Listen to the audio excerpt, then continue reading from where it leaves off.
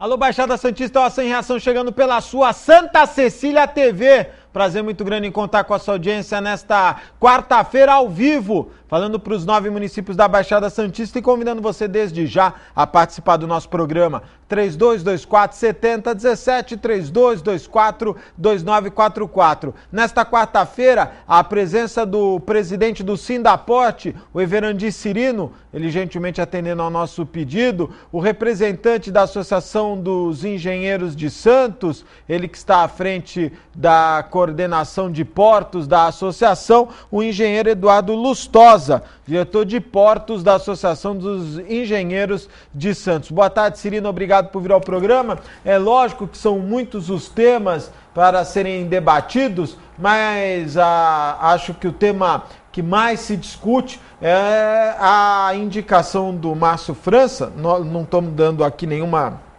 notícia em primeira mão, mas a indicação do Márcio França à Secretaria de Turismo do Estado de São Paulo, e alguns portuários se sentiram órfãos, porque tinham no deputado federal reeleito Márcio França um interlocutor nas questões portuárias. E agora fica só com o Beto Mansur como representante e o Mourão também, que passa a ser um representante na Câmara Federal. Os portuários ficaram, de certa maneira, sem o seu interlocutor. Boa tarde e obrigado por vir ao programa. Boa tarde, Augusto, a todos que estão assistindo em casa, a família portuária.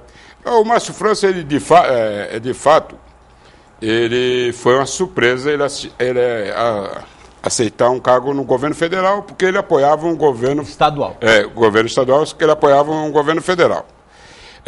Mas também nós vamos ser claro que o Márcio França não conseguiu se firmar na família portuária em geral.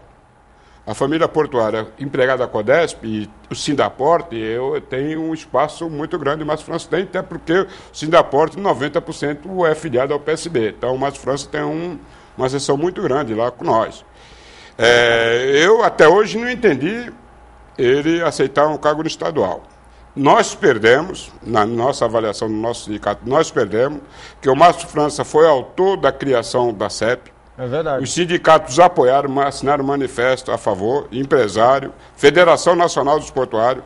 Então, o Márcio França tinha um bom trânsito com o governo federal, e isso, na nossa ótica, vamos perder. Se na ótica política partidária dele vai crescer como político, nossa relação com a Secretaria Especial dos Portos tende a ser prejudicial. No entanto, nós estamos já mantendo contato com o novo secretário, que também, vou deixar claro que nós apoiávamos a permanência do Pedro Brito, fizemos até manifestação favorável. Infelizmente, não tivemos respaldo político para ele permanecer, porque permaneceu vários ministros. O Pedro Brito estava fazendo um trabalho de integração, cidade, porto, empresário, trabalhadores muito bom. Dava para manter, porque ele manteve um aí que não resolve, não faz nada, de esporte, né? Não fez, o Ministério do Trabalho não acrescentou nada. Poderia ter mantido o do Porto, que estava fazendo um trabalho em todos os portos, em toda a cidade que tinha relação com os portos, né? Mas é que ele não era unanimidade nem dentro do próprio PSB, né? Quem derrubou ele foi o PSB. Eu, dentro da minha... Eu sou pequeno, quem é grande... Então nós perdemos. Vamos rearticular. Hoje está tendo uma reunião na Federação Nacional dos Portuários para tirar, junto com as outras federações, o encaminhamento, como vamos proceder com o novo ministro. Vamos abrir um espaço que é seguro, que nós apoiamos a Dilma, todos os portuários, só a Dilma, não fizemos pé em duas canoas, o documento foi só para a Dilma, ela tem conhecimento, fizemos apoio assumido, com camiseta, em todos os portos. Então nós acreditamos que temos o espaço, um Cardoso, que teve no sindicato, um governo federal, e o Porto é federal, não é estadual. Então nós vamos querer ter o mesmo espaço que tínhamos antes. Falta continuidade, né? Fale, Lustosa. Boa tarde, obrigado por vir ao programa. Falta continuidade em todas as instâncias, né? Um trabalho que está sendo bem feito, ele tem que ser prestigiado, tem que ser valorizado. Nós vemos isso dentro do próprio Porto, onde nós deveríamos ter planos de carreira para as operações, para as principais atividades, e a ação política somente no Conselho. Nós não deveríamos ter... o porto tem que ser gerenciado e administrado por técnicos. Né? E é uma carreira. Você vê nos principais portos do mundo, a gente vê o técnico entrando e ficando 20, 30, 40 anos, porque faz uma boa gestão. Da mesma maneira, se ele não fizer uma boa gestão, no ano seguinte ele não renova. Né? Então, isso falta no Porto de Santos. É uma reivindicação antiga. Ou falta? Falta ainda. O presidente está fazendo um bom trabalho, para que ele vai sair? Na realidade, ele tinha que ser um plano de carreira. Isso é conversar com os principais técnicos da Codesp, essa visão é dominante, né? O Porto não pode ficar esse entra e sai. Cada 4 anos. A cada 4 anos. Né? Isso não é um jogo de conveniência. O Porto de Santos interfere em 35%, 37% em toda a linha de comércio do país. Como é que você mexe isso do dia para a noite? O Porto gera receita. Nós estamos falando na troca do Márcio França, já tínhamos poucos representantes e ainda estamos reduzindo. O Porto não tem que estar mendigando, os nossos parlamentares não têm que estar mendigando. Você acha que falta investimento hoje na logística portuária? Falta investimento e o dinheiro é nosso. Nós temos esse recurso. A última vez que eu levantei em consultoria a arrecadação de IPI na 8ª região fiscal, nós estávamos falando em números de 30 bilhões de dólares só de IPI. Se acrescentar o ICM, né, vai a 50 bilhões anos só na 8ª região fiscal. E o que volta para Santos? Só farelo. Volta peanuts, né, na semântica portuária, volta farelo. O Porto, ele gera receita e o governo do Estado federal tem que entender que quando ele constrói uma ligação seca, quando ele ele faz uma dragagem, ele constrói uma ponte, um viaduto, ele está abrindo a capacidade, ele vai arrecadar mais. Ele é um investimento que ele vai trazer resultado. Ele amplia a capacidade portuária. Essa dragagem tem 20 anos de atraso. Né? E não se fala nisso. Está se falando como, puxa, estamos fazendo. O Jorge está aí interrompendo o porto, a pedra do Tefé e a pedra de Itapema está aí há trocentos anos. E nós gerando bilhões de receita para o governo federal que não devolve. Os caminhões andam em leitos carroçáveis, que nem carroça deveria andar, cheio de buraco. Outro dia liguei lá para o CET, que tinha um buraco na porta da Libra, falei, vai morrer gente aqui.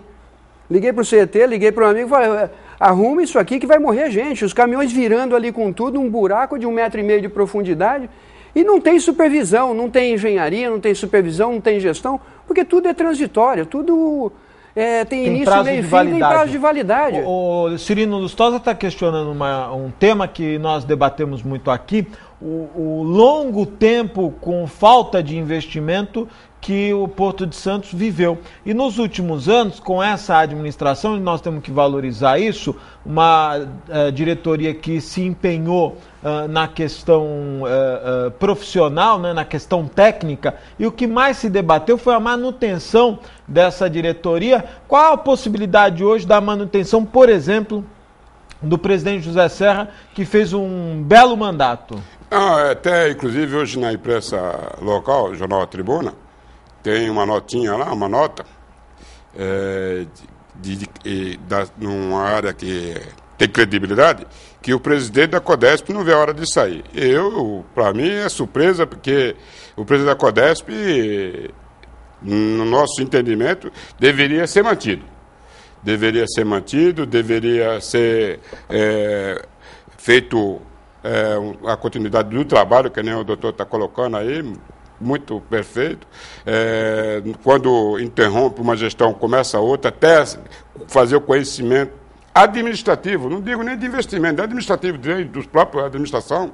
A Codesp estava ultrapassada, está tentando retomar, fazer uma modificação na área administrativa, concurso público está sendo feito, novos funcionários, tem que fazer um novo plano de cargos e salário, porque está entrando novos funcionários num dia, no outro dia já pede as contas, porque o salário é baixo. Você dá um exemplo, eles estão publicando aí no jornal edital, concurso público numa categoria auxiliar, operacional, salário de R$601, se o salário do mínimo do Estado vai ser 640, então é menos que o Estado, então tudo isso precisa ser adaptado.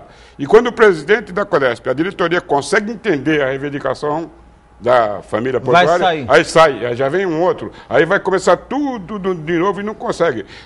Então você tem várias faixas de atuação que precisa fazer, a relação com a cidade, ele citou o caso do buraco da Libra, a curva ali da perimetral, mais de 8 caminhões em um mês tombaram. Então tem que ser refeito aquele planejamento. Eu não sou engenheiro, vou até dar uma cutucada nele para ele responder como engenheiro.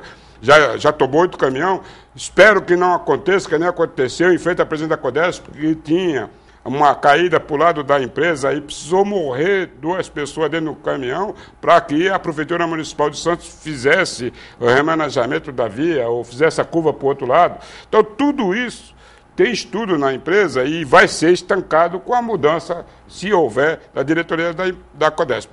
Eu também avalio, Augusto, que dificilmente pode acontecer antes de março, porque março é a prestação de conta da empresa, né? Aí tem a Assembleia de Acionistas, onde que vai ser aprovada as contas dos exercícios. Eu não vou perguntar para você quais são os nomes que poderiam compor a diretoria, porque eu acho que fica uma especulação barata e tem gente que está vendendo o nome. Vamos citar o nome aí, que é o eterno candidato. Cita o nome, aí ele abre porta antes do tempo, depois não tem. Então quem paga errado paga 2 vezes. Então espera até a eleição. Tem essa questão, né, Lustosa? Deve ter uma série de franco-atiradores tentando acertar o alvo. Essa alteração, naturalmente, de uma diretoria mais técnica por uma diretoria amanhã, depois, mais política, você acha que é prejudicial? Deveria se manter a questão técnica na diretoria da Codesp? O trabalho, ele é evolutivo, né? Ele tem que ter a continuidade. Nós não podemos, porque os poetas escrevem diferente. O que seria da poesia se todos escrevessem iguais? Então você troca um presidente, ele vai vir com as suas pessoas de confiança, sua diretoria de confiança. E você muda o pensamento, você muda a visão estratégica. E o Porto tem que pensar em 20 anos. De novo, repetindo, essa dragagem, ela está vindo para acudir os últimos 20 anos. Tem 20 anos de atraso. A Imigrantes veio também não para os próximos 20, veio para os últimos 20. O Rodoanel veio para acudir os últimos 30 anos, não os próximos 20. Então o planejamento do governo federal só chega para acudir o passado, não o futuro, né? E já por uma estratégia de continuidade.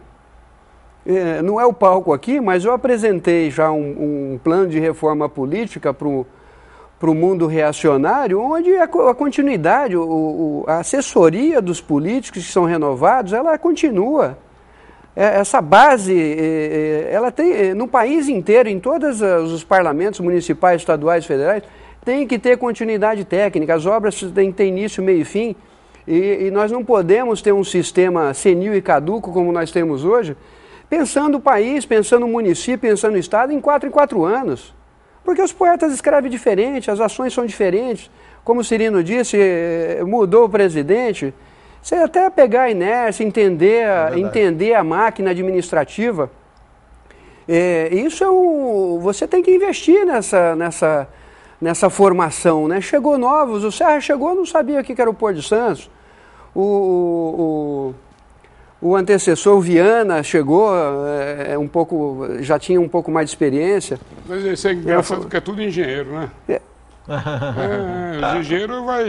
Os engenheiros vão dominar o mundo? Mas gestão de porto é obra para engenheiro.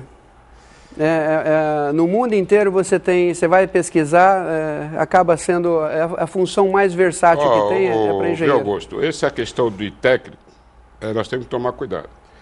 Porque se fala muito num consultor técnico como futuro presidente da Codesp, que já teve na diretoria, trabalha na